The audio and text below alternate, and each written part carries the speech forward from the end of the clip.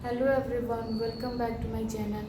आज हम एक ऐसे प्लांट के बारे में बात करेंगे जिनकी मेडिसिनल वैल्यू भी काफ़ी है और हमारे हिंदू धर्म में भी इसकी काफ़ी मान्यता है।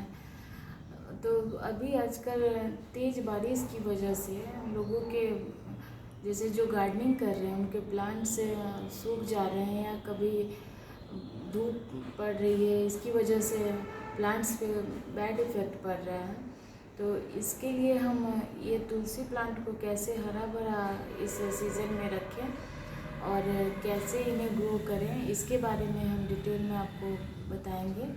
तो सबसे पहले इसके गमले की बात कर लें तो तुलसी प्लांट अगर आपके छोटे हैं तो आप 4 से 5 इंच के पॉट का इस्तेमाल करें। अगर इतने बड़े जैसे हमारे ये तुलसी के पौधे हैं तो इसके लिए आप 10 इंच से लेके 12 इंच के गमले का आप इस्तेमाल कर सकते हैं। अगर ग्राउंड पे लगे हुए हैं तब कोई बात नहीं है, दिक्कत वाली बात नहीं है। लेकिन अगर गमले में आप लगाना चाह रहे हैं, बालकनी में या टेरेस पे आपने इसे ग्रो किया हुआ है या ग्रो करना चाह रहे हैं, तो इसके लिए सबसे पहले हम मिट्टी की बात करेंगे। तो इसमें आप 60% मिट्टी यूज़ करें, गार्डन सॉइल या कोई भी सॉइल का आप यूज़ कर सकते हैं। और 40% में आप 10% ही इसमें खाद डालें, क्योंकि ये फोलियज वाला प्लांट है और ये फ्लावरिंग नहीं करता है, तो इसके लिए हमें इसमें बहुत ज़्यादा खाद देने की ज़रूरत नहीं है।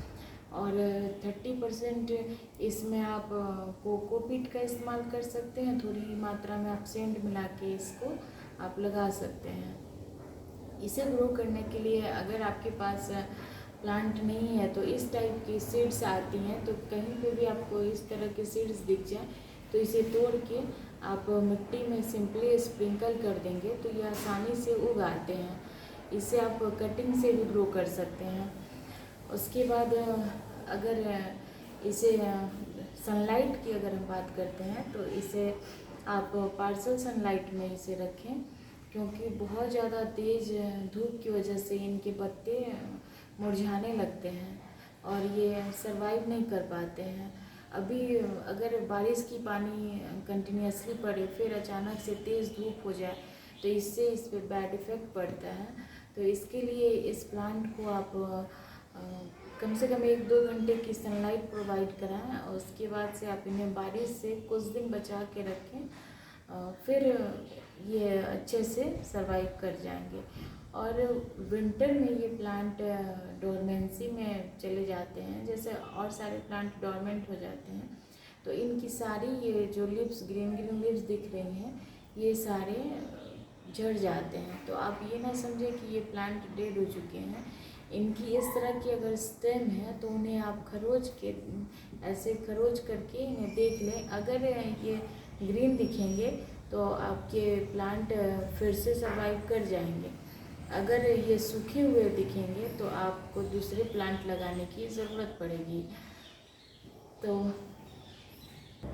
अगर पहली बार इस प्लांट को आप लगा रहे हैं तो इसमें इस तरह के वर्मी कंपोस्ट आते हैं, क्योंकि ग्राउंड पे जब ये प्लांट लगे होते हैं तो इन्हें खाद की ज़रूरत नहीं पड़ती है। लेकिन इसकी अच्छी ग्रोथ के लिए जब इन्हें गमले में लगाते हैं तो इन्हें सोर्सेज बहुत कम मिलते हैं और इन्हें इतने ही दूर में इसे ग्रो होना पड़ता है। और तो इसके लिए हम वर्मी कंपोस्ट 2 to 3 स्पून या 1 मुट्ठी के हिसाब से हमने लिया हुआ है। आप सूखी हुई आप गाय की जो गोबर होती है उनका भी इस्तेमाल कर सकते हैं। तो आप उसे इस्तेमाल करने से पहले देख लें कि कम से कम 2 साल पुरानी होनी चाहिए, वरना आपके प्लांट डेड हो सकते हैं।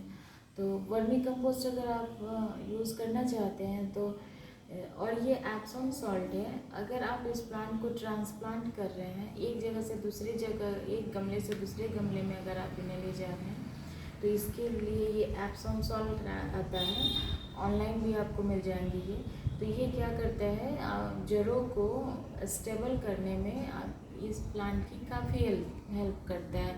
इसी प्लांट की नहीं, किसी भी प्लांट को अगर आप लगाएं, अगर ट्रांसप्लांट करें तो थोड़ी मात्रा में अगर आप एप्सम सॉल्ट का यूज़ करते हैं तो ये जल्दी से रिकवर अपने आप को करते हैं और इनकी जड़ें आसानी से भोजन अपना लेती हैं और तब जाके ये अच्छे पत्ते प्रोड्यूस कर पाते हैं।